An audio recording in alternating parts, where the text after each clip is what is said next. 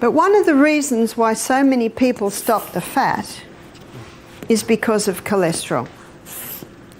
Would you agree with me? Yes. So let's have a look at cholesterol. It's a good time to look at it because the liver makes cholesterol. And by the way, it makes cholesterol according to the demand our body puts on it. And 80% of the cholesterol that the liver makes is made from glucose.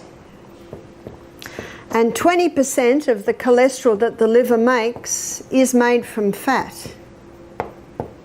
Now this information tells us straight away, it's not the butter on the bread, it's the bread under the butter that's the problem. And that's what Atkins found. So let's have a look at cholesterol. There are two main types. One is high density lipoprotein called HDL, high density lipoprotein, and LDL. HDL is usually called the good guy, and the reason for that is it's the carrier. So it carries excess cholesterol from the blood back into the liver. That's why it's called the good guy. LDL is called the bad guy. But what you've got to remember is the body doesn't make anything bad. It has a role. So what is its role? Its role is that of a repairer and a rebuilder. So wherever there's damage, you're going to find LDL because it's the repairer and the rebuilder. But it plays another role. It delivers cholesterol to the brain because the brain loves cholesterol. Cholesterol to the brain. Now let me show you something briefly. We're going to look at this in further detail later. Glucose burns at 4 calories per gram.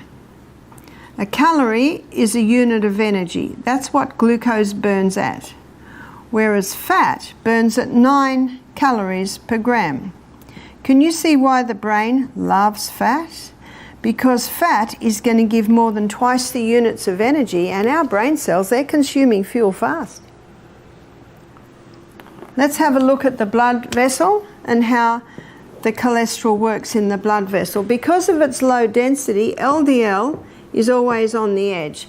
Because of its high density, HDL is always in the middle.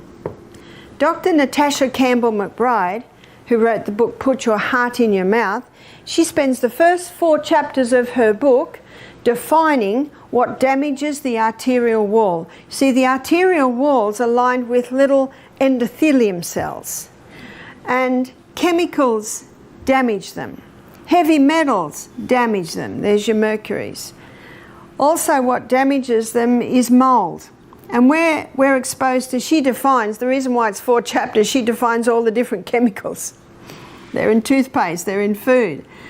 What's going to plug the holes up, students? The LDL cholesterol, that's its role, that's its job. So it comes along and it plugs up. If it doesn't plug the hole up, we would bleed into the tissues. Can you see that? So they're like the Band-Aid.